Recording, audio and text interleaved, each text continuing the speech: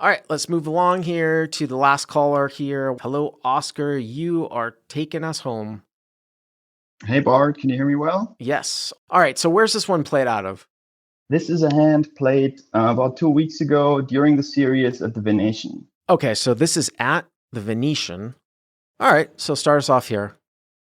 Okay, so Venetian 510 is 2400 max. This is a three-way hand, and let's just call it 2200 effective with everyone. All With right. one of them, I was a little deeper, but not much. Nine-handed game, very tough table. I was clearly the second worst player at that table. It was like 7 Vegas or Euro pros. Okay. And one guy who was maybe the clearly weakest player on the table, and then closely followed by me, I guess. Okay. So not a great game. And this is 510, right? Is this 510? This is right. This is 510. It's a time game. Yep. So the structure is pretty nice. Okay. So I'm in the hijack and I open Ace of Clubs, Queen of Diamonds to 30, which was the absolute standard open. Everybody opened to 30. Ace of Clubs, Queen of Diamonds to 30. Okay. Mm-hmm. And then the first villain in the cutoff, who is the one, call him Spot in the game, just flat calls. And then villain 2, who is a French tournament pro. I've seen him on TV before. Didn't recall the name, so I don't know, but like very clearly a very solid player, just flats in the big blind. In the middle blind. So... No, it's 510. Oh, no straddle. Okay, my bad. So cutoff calls. No straddle. No, it was. Yeah. Yeah. Cutoff calls, big blind calls. So the pot's like $90, right? Or 95. Yeah, I have it at 95. No rake. Okay. Ace queen off. Flop comes Queen of Hearts, Jack of Clubs, 3 of Spades. Queen Jack 3 of Spades. So rainbow, Queen Jack 3 here with Ace Queen. Okay. Right. And the French pro in the big blind checks. And I also check. Okay. And you might wonder why. First of all, I really like to check out of position in multi-way a lot. And maybe I watched a little bit too much Hungry Horse stuff, but I basically believe that you can see, first of all, the villain 1, who is the worst player in this configuration here, will most likely tell me, first of all, he will most likely bet too much because they just don't expect that you check top pair there. You're talking about the guy in the you're talking about the guy in the cutoff here, right? Right. The guy in the cutoff will stab way too much. I will also see what the big blind does. And basically from the sizing, not on the flop, but on the sizing on the turn, eventually, I think I can tell a lot about what's going on. Well, I mean, that's one. And maybe I'm also just scared money. I mean, that's one reason to check. I mean, also, too, there's a theory reason. It's funny, the last caller here, my buddy Josh, he loves to check multi-way from my position, too. I don't go with that. I don't recommend doing that in the types of games that a lot of our website subscribers play in, which is mainly 2-5. But the tougher the competition, the more I can absolutely, go up and play 5-10 against top competition. Sometimes you check over pairs depending on where the board is. You can check top pair. What you're saying is quite kind of interesting. You're actually not necessarily checking because of the toughness of the lineup. It's more of an exploit of this player here from the cutoff, which, you can go a couple different ways with this. Like, will the guy call too much, or will he bluff too much, thinking that you don't have anything when you check, and then what kind of sizing he uses. So this is why you check. Hero checks, and what does the cutoff do? Cutoff bets 50 into 95. All right, so cutoff bets 50. And now the French pro in the big blind flat calls. Big blind calls, okay. And I think then there's nothing for me to do but to call as well. I mean, you would think so. I mean, do you have some check raises here in spots like this? It's not like the guy bet like unbelievably small. And a lot of times too, the hands that you check raise as the pre-flop raiser would kind of lean towards not having top pair, whether that's jack or over pairs or 3-3 in a spot like this. So you make the call. Yeah, I would consider check raising if I had jacks myself here and I unblock all the top pair. But I think with just top pair, top kicker, there's no need to do that. Yep. So now the pot is 245, right?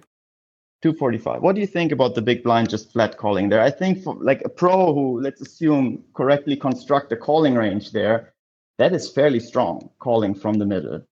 but also that pro doesn't, and queen jack, I'm sure the pro would raise. Yeah, but can't. And king queen suited, the pro would 3-bet free, right? So what is it really that the pro can have there? Yeah, but can't he have any queen or any jack that comes? I mean, remember, so you're raising pre, right? You're raising pre to 30. So the cutoff calls. This guy's already in for 10. So the pot's like 75 and it's 20 for him to call. So can't he have like a lot of queen X and jack X here in the sense of like he can have queen 10 off. He can have a lot of suited queens, probably down to low suited queens, and then stuff like jack 7, jack 8. Like, so if he's got queen X and jack X, and you as the pre-flop raiser check the flop, and then this guy bets like 50. If I'm in his spot, I call with any queen or any jack here. He can also have some draws in the form of like 9-10 and king 10 that don't check raise off, but I mean, it's not 9-10 king 10 for sure. 9-10 king 10 for sure, but that is most likely only a small part here. But I agree. Ultimately, the way you stated, the size isn't so big. Yeah. I would, if I was in the big blind here, I would be very wary of overcalling because you end up kind of in the middle, out of position. How do you ever realize your equity there? But anyway. So 245. 245. Yep. The turn is the 9 of clubs. Okay, that's not the best card in the world for you. Just because king 10 betting, king 10 gets there. Right, king 10 gets there, and there's potentially even hands like, jack 9, queen 9 may be represented between the two of them. Okay. So big blind pro checks, hero checks again. I think that's the only thing I can do here. And then the cutoff also checks behind. Just something of note. So it goes check, check, check. You have the ace of clubs in your hand, and the board is queen of hearts, jack of clubs, 3 of spades, 9 of clubs. So no one can have the nut backdoor flush draw. Someone could have queen X of clubs. Check, check, check. Queen of hearts, jack of clubs, 3 of spades, 9 of clubs, and the pot remains 245. So I don't actually remember what the river is, but I'm going to ask you, like, I assume if the river is like a deuce or something like that, right? Or, I mean, literally, it probably could just be any card between, I would say, a deuce through 6 or the 3 pairing, right? And if the big blind checks, I assume you're going to bet, right? At the end on the river? Okay. The river is not really. It's the 4 of clubs. So it brings in the backdoor club draw. So the backdoor comes. So it's a 4, but the backdoor comes in. So you have that possibility of somebody having, I suppose, queen X of clubs or some sort of, I don't know. I mean, 3. What else would be out there? You can't really have, I mean, the other straight draws. The interesting thing about, like, you look at rainbow boards and how do you determine whether somebody like backs into a backdoor flush, right? It's going to be what was the pair on the flop. So you look at the distribution of suits. Okay, someone can have queen X of clubs. The other way that you get there is like through straight draws on the flop that could back into backdoors. But the interesting thing is because it's the 9 of clubs, it's really hard for somebody to have a straight draw on the flop that's not king 10. Backs king in of clubs, 10 of clubs. Yeah, but that's king 10 though, right? I was going to say, like, that's king 10. Yeah. Yeah. I mean, that backs into a club because the 9 of clubs is like the card that, like, you can't have 9-10. You can't have, I mean, I suppose it could be like 10, I don't know, 10-8 or something like that. Here's the thing though, you have the ace of clubs. So it's interesting because if the big blind checks here, I still bet. Here, I suppose you could make a case in this particular situation that it might be better for you to have the queen of clubs here. Because a lot of times, like, when you look at these like runouts, it makes it easier for you to like value bet one pair when you block like the stiff, right? Like the stiff flush draw. But here I would actually rather have the queen of clubs here because now somebody couldn't have, right? Queen X of clubs that they backed into. So I actually think I would rather have like ace of diamonds, queen of clubs here than ace of clubs, queen of diamonds. It would actually make it an easier, I think it would make an easier value bet. Yeah, I agree. But still, I think I still bet though if the big blind checks. What did the big blind do? Okay, big blind checks. Okay. And now, assuming that this is a strong pro and he really knows what he's doing, he does not have a flush. I don't think he has much flushes to begin with that get there, but he doesn't have a flush. I'm I'm certain that a good player would always lead out a flush there. I don't know if that's always the case. I mean, you would The think turn that. checks through. No, I agree. I mean, you would think that most people would lead if they made a backdoor here, but it might not always be the case because somebody might I'm trying to think first of all, you'd have to have a high enough flush to go for a check raise. So say he had ace 3 of clubs. Is that a call on the flop? Okay, so say he had like ace 3 of clubs. I'm just trying to think of because how does he possibly have that nut flush? I know you have the ace of clubs in your hand, but I'm just saying, I'm saying like, say, there might be some, if you had the nut flush, you might sometimes want to go, I suppose, for a check raise. Although on the flip side to that, though, you'd probably, actually, you know what? You'd probably want to lead. You'd probably want to bet 3-bet the river. So if you arrive here somehow with the backdoor nut flush, I would lead so that I could 3-bet the river if a guy raised me as opposed to go for a check raise. I'm just kind of trying to think out loud. But anyways, all right. So queen of hearts, jack of clubs. If I'm big blind, so big blind checks. Yep. And I think it's a little bit on the thin side, but that's what CLP teaches. So I lead for 140 into 245, basically to get all the bad queens that the cutoff stabs on the flop and then chicken checks on the turn. It's another hungry horse thing. It's like when they check on the turn, they check call the river, and I think I can get all of the queens to call for that size. That's why I bet 114 to 245. Sure. The only thing that I would say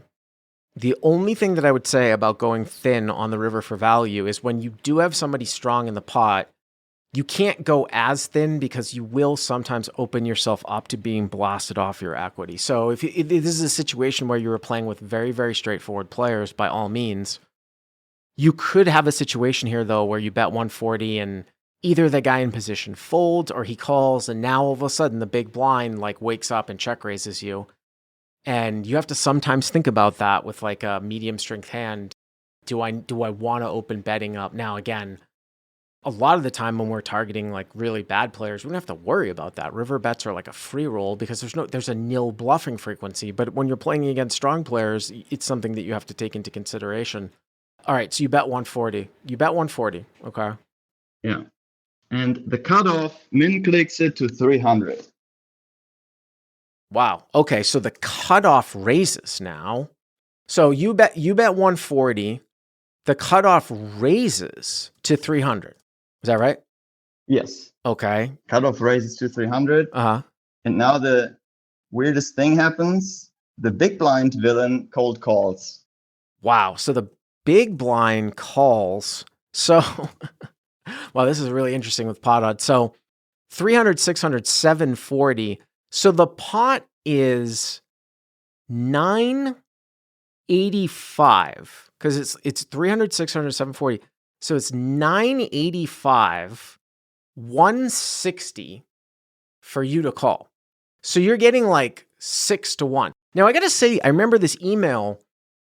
I don't think that calling here, even with these pot odds, is necessarily even the best option. I was even going to say this min click, even if the guy min clicks you to 140 and the other guy folds,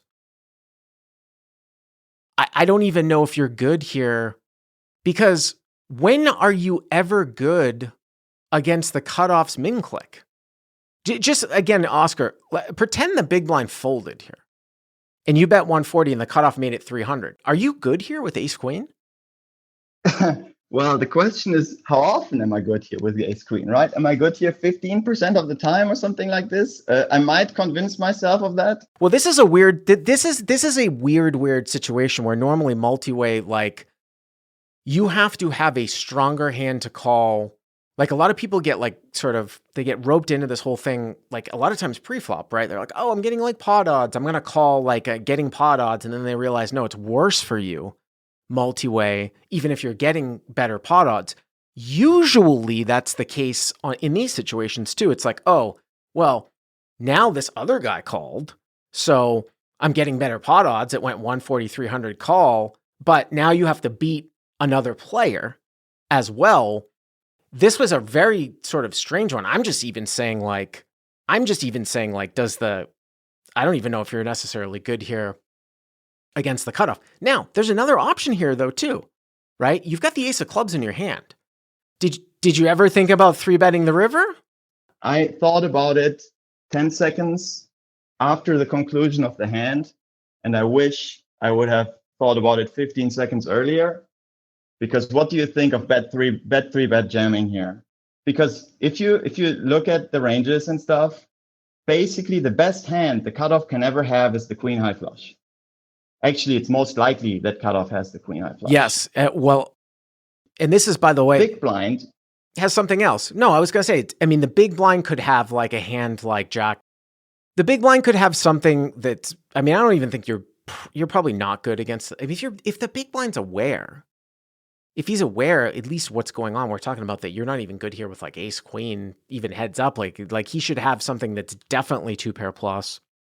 He might, it's just interesting because like, let's say he has king 10. Does he check the river? See, I don't usually check the river in that spot, but I guess you could say maybe king 10 sometimes checks the river and then he calls. But the problem here though for you is like, I don't think you have any doubt that you can get through the big blind.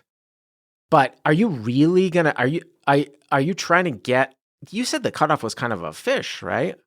Well, with respect to that game, yeah. With respect to that, it's hard to tell. I just don't know if I'm going to be in the business of trying to like bluff somebody off the queen high flush on the backdoor side here, man. But here's the thing. Bet 3-bet is about the strongest thing you can do. Like if anybody, I don't think I would ever get him off with a check raise. Oscar, have you ever made the most logical play that you think you can possibly make and the guy still calls and you're like, how does he call there? Oh, all the time. Welcome to Knoxville. I mean, what you're saying is making sense, but I just. Yeah. So I wish, there was plenty of money behind. I wish I would have thought about it and at least entertained it in the moment. What I did in the moment is I tanked for a little bit, but I knew I'm never good. I'm never, ever good. So I folded and. Okay, so you folded. That was the right decision. All right, so hero folds. Yeah, cutoff showed exactly what I thought it was. It was queen of clubs, deuce of clubs, I believe. Yep. Yeah, queen of clubs, deuce of clubs. Uh-huh. And the French pro said he had a straight, so it must have been king 10 offsuit. Oh, that's interesting. That's the only straight I can see. That's a very interesting. So big blind has king 10. Yeah, this is a very interesting hand. But you see what I'm saying about how like you having ace queen with a queen of clubs is better for you at the end, obviously. Yes. I mean, it seems like anybody can figure out that like the one hand that makes sense for the cutoff is queen x of clubs. Right. I mean, it makes it just like, yeah, this is what this guy. In hindsight, the whole hand makes complete sense. I'm still not sure. I wish I would have tried it to get him off there, but maybe I'm glad that I didn't. I mean, you can definitely have like, I suppose there's a, I mean, you'd have to have what, ace king of clubs or ace 10 of clubs that doesn't c-bet here for you to get here. Like you're not supposed to overcall with ace 3 of clubs, right? I'm saying like what nut flushes do you have that you can represent as played? So you check the flop. You said that you're checking like most of your range, but in reality though, you still overcall the bet in a call. So you can't have like ace 5 of clubs, right? And I don't even think that ace 3 of clubs really is supposed to be called here. Like you're not going to overcall with ace 3 of clubs, are you, on queen jack 3 rainbow? 50 call. With the big blind in as well, the odds are pretty enticing. But yeah, but the ace is not pure though. The guy's got king 10s up and down, and that's what he had, right? That's true. That's true. Yeah. So it's just ace king of clubs and ace 10 of clubs. So that's like, if I'm in that spot and I'm the cutoff, not that I'm playing like queen deuce of clubs, that's what go through my head is that if you bet and I raised, and then especially if the other guy called in between and all of a sudden like you're thinking and then you put in the bet 3-bet, and I thought you were capable, I mean, this is going down like a lot of things. I'd be like, this guy can only have ace king of clubs and ace 10 of clubs. I suppose it's possible, but like, am I folding out my sort of second nut flush here against only 2 value combos when I think an aware player might pick up on what the hell is just going on here, which is what you were thinking about doing anyways, right? Raise and call with a stiff ace of clubs. So I don't know if I actually fold. I might talk myself into a call with the queen X of clubs here if I'm your cutoff just for that reason. So anyways, Oscar, I appreciate the call. Thank you very much.